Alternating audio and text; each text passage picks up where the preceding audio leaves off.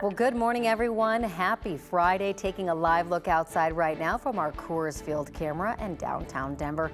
By the way, Rockies playing against Padres at home tonight. First pitch is at 6:40. Should be a nice game for that. Thanks for joining us. I'm Corey Rose. And I'm Jordan Chavez. Let's get checking that forecast now with meteorologist Chris Bianchi. Chris, anybody heading out to the game, it is going to be a hot one for them. It is going to be a hot one. I would say bring a jacket, bring something, but you definitely don't need that jacket for that game tonight. Temperatures right now, upper 50s for us in Denver. At least it's relatively cool right now. 50s, 60s, eastern plains, 40s for us in the high country at this early hour. But today we top out at 95 toasty degrees for us in Denver. Daily record is 100. That was set back in 2002. We're not going to be too far away from that daily record for us. 90s for the most part, low 100s, Highway 50 corridor. And so it's a hot day ahead for us with temperatures running about 5 to 10 degrees above our seasonal averages. Radar right now, still seeing a few showers mostly out there into northern Yuma County, and those moving the way off to the east, and those will be out in Nebraska within the next hour or so. So again, not long to go with those overnight showers and storms that we've seen across northern Colorado. Again, those will dissipate quickly, and we got basically nothing of which to speak of for the rest of the day. Today, we should stay dry statewide with maybe one or two gusty storms in the far northeast corner. Otherwise, we stay dry. Headlines for today: a morning storm mainly east of town, then it heats up, will be 90 plus for a while, and then more storms. I'll have details on those monsoonal shower storms for us on Sunday and Monday. Coming up in my full forecast, want to send things over to Erica for a look at traffic. Chris, thank you. Right now, a live look at 501 from our CDOT camera showing us I-70 and Wadsworth this morning, where we are seeing light volume westbound and eastbound. As we take you over to our map, we are seeing the same thing out here. A quiet start to the Friday morning drive.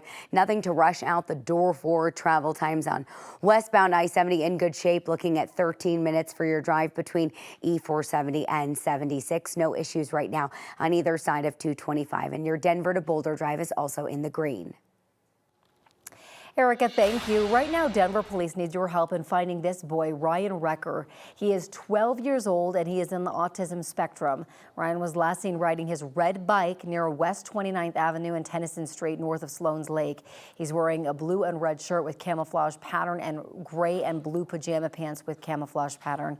If you have any information or see him, call the Denver Police Department. This morning, we are learning more about the shooting at an apartment complex in Colorado Springs. It happened Wednesday evening about a mile west of Peterson Space Force Base. Our sister station, KRDO, spoke with a woman who lives in the unit across the street from where it happened. She says she was sitting on the couch watching TV when she heard shouting come from across the street, then a gunshot. She says she quickly called 911, and within a minute, she heard 3 more shots fired. Before police got there, she took a look outside. Saw the one gentleman in a green neon vest come out.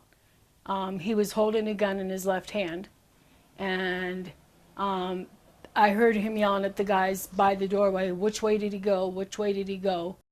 Police found 1 injured victim by the gas station down the street and 3 more at the complex. 1 person died. CSPD says it is still piecing together a suspect, but add they are not actively looking for one. The anti-violence advocate and former MMA fighter accused of murder is now being held in a $5 million cash-only bond. Police say Lumumba Sayers Sr. shot and killed a man at a kid's birthday party. Prosecutors formally charged Sayers with first-degree murder. He's also charged with 2 counts of felony menacing. Prosecutors say this past weekend, Sayers got out of a car, walked up to Malcolm Watson, and shot him 5 times in a Commerce City parking lot. Police have already identified a possible motive. Court documents say Sayers' son was murdered a year ago by a friend of Watson's. Investigators believe this shooting was retaliation. The judge in the trial for the man whose lawyers admitted he killed 10 people at a King Soopers in Boulder has a decision to make on whether to admit body camera footage of the man's arrest. In the video, Ahmad Alisa asks for his mom and answers questions from officers about the shooting, like telling them he came there by himself and that he didn't think anyone else was going to get hurt. The case has been delayed for more than 2 years after doctors concluded that man wasn't mentally competent to stand trial. A judge ruled his competency was restored last fall after treatment and medication. He is set to face a jury in early September. Kelly Loving was one of 5 people killed inside Club Q in 2022. An advocacy group wants her name to be remembered through a trans Bill of Rights for Coloradans. The Kelly Loving Bill of Rights would offer more resources and protections to the trans community. Her family says she fought for those things. The Bread and Roses legal group is surveying the trans community across Colorado to determine their largest challenges. Sitting here in Cheeseman Park, a picture of what it is to be trans here is very different than it is on the western slope and the eastern plains. And the further away you get from the urban core, the more issues people face in terms of access, safety, mobility, and opportunity.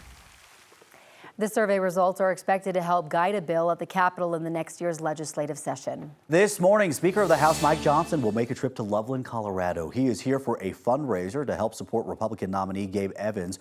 Evans is the congressional candidate for District 8. He'll face Democrat incumbent Yadira Caraveo during the general election in November. In other news this morning, Vice President Kamala Harris is expected to announce a 4-year plan to lower housing costs in North Carolina today. The plan includes $25,000 in down payment assistance for first-time homeowners.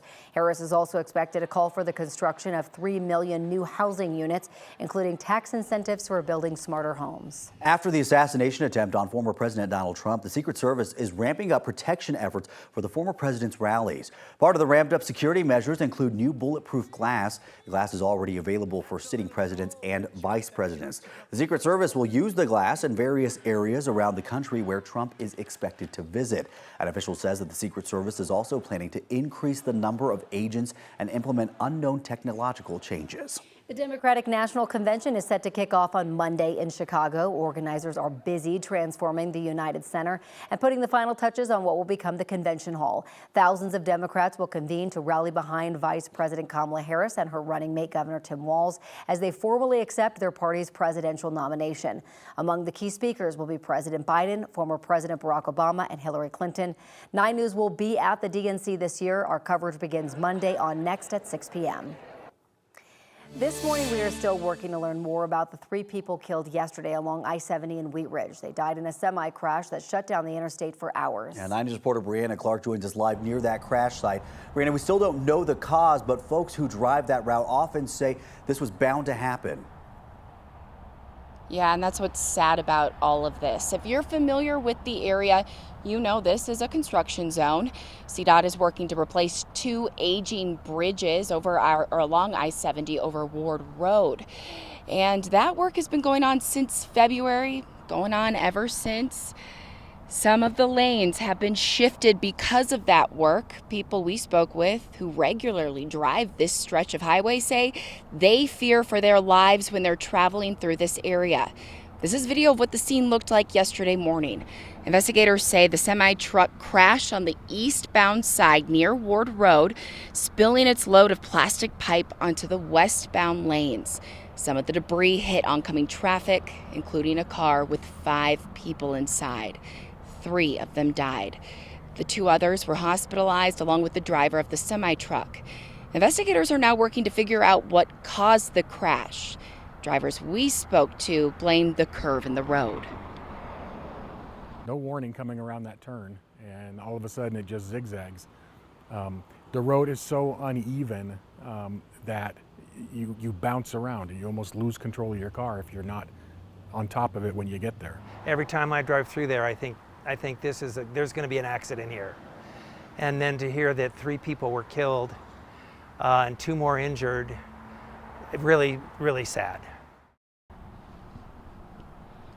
CDOT says the speed limit has been lowered in the work zone, but even with that, there's still a concern of speeders. And as for the construction project itself, it's going to be a few more months that this is going to be here. So if you're driving through the area, be cautious. Reporting live in Wheat Ridge, Brianna Clark, 9 News.